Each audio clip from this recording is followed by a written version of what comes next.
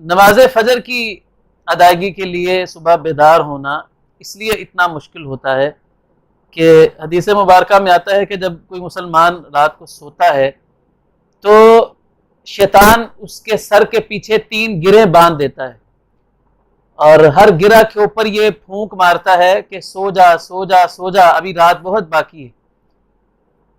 تو اس وجہ سے جب بھی انسان اٹھنے کا سوچتا ہے تو شیطان اس کو تھپکی دے کر سلا دیتا ہے۔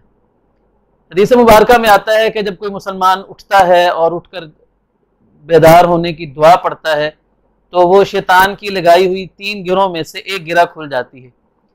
پھر جب وہ وضو کرتا ہے نماز کے لیے تو دوسری گرہ بھی کھل جاتی ہے، اور جب وہ نماز پڑھتا ہے تو تیسری گرہ بھی کھل جاتی ہے، اور انسان سارا دن حشاش بشاش اور بڑا ایکٹیو رہتا ہے۔ اور جو انسان بیدار نہیں ہوتا، سویا رہتا ہے، تو شیطان اس کے کان میں پیشاب کر جاتا ہے۔ یہ حدیث میں آتا ہے ایسے آدمی کے کان میں شیطان پیشاب کر دیتا ہے جو فجر کی نماز کے لیے نہیں اٹھتا، اور ایسا انسان سارا دن سستی کا مارا ہوا اور اداس اور بد مزاج سارا دن وہ رہتا ہے۔ اگر ہم چاہتے ہیں کہ فجر کی نماز کے لیے بیدار ہونا ہمارے لیے آسان ہو جائے، دوسرے لفظوں میں ہم شیطان کا مقابلہ کر سکیں، تو اس کے لیے کچھ میں باتیں آپ کے سامنے عرض کر رہا ہوں۔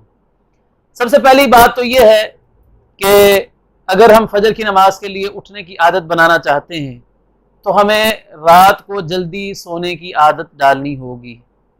رسول اللہ صلی اللہ علیہ وسلم نے عشاء کی نماز کے بعد گفتگو کرنے سے منع فرمایا ہے۔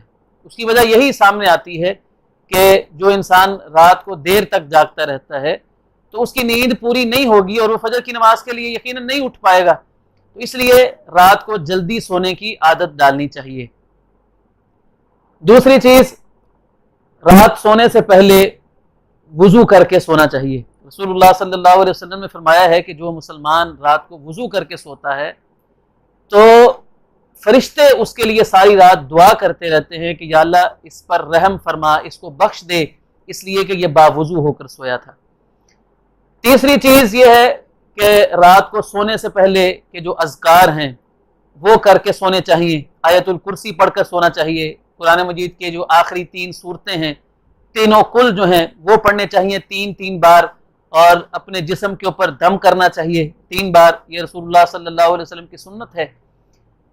اسی طرح چوتھی چیز جو ہے جس کا ہمیں اہتمام کرنا چاہیے وہ یہ ہے کہ رات کو سونے سے پہلے کسی ایسے فرد کی گھر میں سے ذمہ داری لگانی چاہیے جگانے کی جس کے بارے میں ہمیں یقین ہے کہ وہ صبح فجر کی نماز کے لیے بیدار ہوتا ہے۔ گھر کے بڑے افراد خاص طور پر جو فجر باقاعدگی سے ادا کرتے ہیں، ہمیں ان میں سے کسی کو ذمہ داری کسی کی لگا دینی چاہیے کہ مجھے صبح تم نے جگا دینا ہے۔ اگر ایسا نہیں ممکن تو ایک اور بہت بڑی سہولت جو ہے وہ الارم کی صورت میں ہمارے پاس موجود ہوتی ہے۔ موبائل کے اندر الارم کی سہولت موجود ہے، تو الارم لگا کر سونا چاہیے۔ تو الارم کے بارے میں یہ یاد رکھنا چاہیے کہ الارم اتنا قریب نہیں رکھنا کہ ایسا نہ ہو کہ صبح الارم بولے اور بندہ اتنا وہ قریب الارم پڑا ہو کہ بندہ اس کو بند کر کے تو پھر سو جائے۔ الارم اتنا دور پڑا ہو کہ بندے کو اس کو بند کرنے کے لیے اٹھنا پڑے۔ جب بندہ اٹھ کے الارم کو بند کرے گا تو پھر دوبارہ سونا اس کے لیے تھوڑا سا مشکل ہو جائے گا۔ اسی طرح اگر ہم نماز فجر کی پابندی کرنا چاہتے ہیں تو اپنے ذہن میں نماز فجر کی اہمیت کو ہمیں رکھنا چاہیے، اور نماز فجر کی ادائیگی میں سستی کرنے والوں کے حوالے سے رسول اللہ صلی اللہ علیہ وسلم نے جو مذمت بیان فرمائی ہے وہ ہمیں اپنے ذہن میں رکھنا چاہیے۔ رسول اللہ صلی اللہ علیہ وسلم نے فرمایا ہے کہ جو مسلمان عشاء کی جماعت باجماعت ادا کرتا ہے، عشاء کی نماز، اور پھر فجر کی نماز بھی باجماعت ادا کرتا ہے، تو اللہ تعالیٰ اس کو ساری رات کے قیام کا ثواب عطا فرماتا ہے۔ وہ ساری رات سویا رہتا ہے لیکن اللہ تعالیٰ اس کو اتنا ثواب عطا فرماتے ہیں جیسے وہ ساری رات تہجد پڑھتا رہا ہے۔ آخر میں یہ بات یاد رکھیے کہ فجر کے لیے بیدار ہونے کے لیے جو سب سے بڑی چیز ہے وہ ہے نیت اور ارادے کا پختہ ہونا۔ اگر آپ کا ارادہ پختہ ہے، آپ کی نیت پکی ہے فجر کے لیے اٹھنے کی، تو آپ یقیناً فجر کے لیے اٹھ پائیں گے۔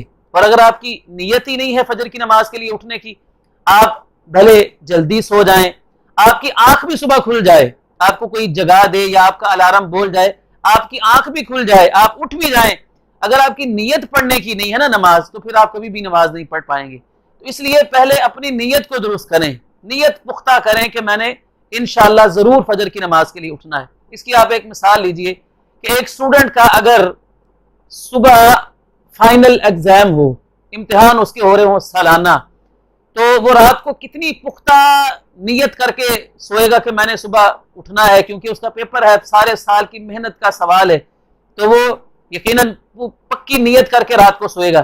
اسی طرح اگر کسی شخص کی فلائٹ ہو صبح کی اس کو پتا ہے کہ میری صبح 6 بجے فلائٹ ہے، تو وہ کس نیت کے ساتھ بھلا سوئے گا؟ ساری رات اس کی نیند جو ہے نا وہ کچی پکی سی ہوگی، اس کو فکر لگی رہے گی کہ میری صبح فلائٹ ہے تو میں نے صبح اٹھنا ہے۔